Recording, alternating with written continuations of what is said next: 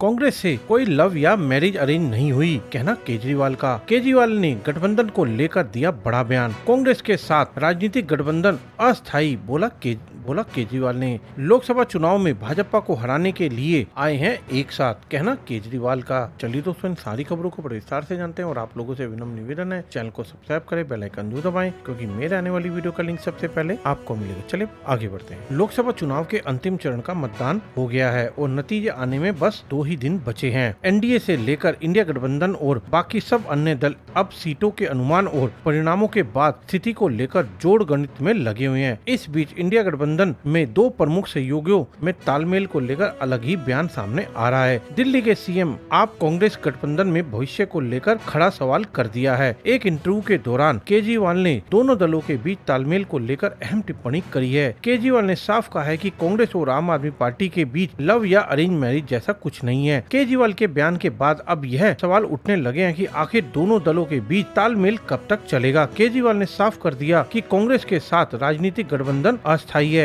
केजरीवाल ने कहा है कि वे केवल इस लोकसभा चुनाव में भाजपा को हराने के लिए एक साथ आए थे। केजरीवाल ने कहा है कि ऐसे नहीं है कि हमने शादी कर ली है या कोई अरेंज या लव मैरिज नहीं है। हम देश को बचाने और 4 जून की चुनाव लड़ने के लिए एक साथ आए हैं। आप प्रमुख ने कहा है कि उनका उद्देश्य फिलहाल बीजेपी को हराना और वर्तमान शासन की तानाशाही गुंडागर्दी को समाप्त करना है। दिल्ली के मुख्यमंत्री ने आगे कहा है कि बीजेपी को चुनौती देने के लिए जहां भी जरूरत पड़ेगी आप और कांग्रेस ने हाथ मिला लिया। उन्होंने कहा है कि देश को बचाना जरूरी है। कांग्रेस ने कहा है कि हम और केजरीवाल के साथ मिलकर बीजेपी को हराएंगे, तभी गठबंधन हमने किया है। कांग्रेस ने साथ मिलकर एक उम्मीदवार खड़ा किया। पंजाब में भाजपा का कोई अस्तित्व है ही नहीं। केजरीवाल ने दावा किया है कि आप इस आम चुनाव में 22 में से कम 15 सीटें तो जीत ही लेगी। साथ ही उन्होंने कहा है कि इंडिया गठबंधन 543 लोकसभा सीटों में से कम 300 सीटें जीतेगी। दिल्ली शराब नीति घोटाला मामले में इस्तीफा देने के सवाल पर केजरीवाल ने साफ कर दिया है कि वे इस्तीफा देने वाले बिल्कुल नहीं हैं। केजरीवाल ने कहा है कि मैं इस्तीफा नहीं दूंगा। उन्होंने कहा है कि मेरे वापस जेल जाने में कोई मुद्दा नहीं है। इस देश का भविष्य दांव पर है और वे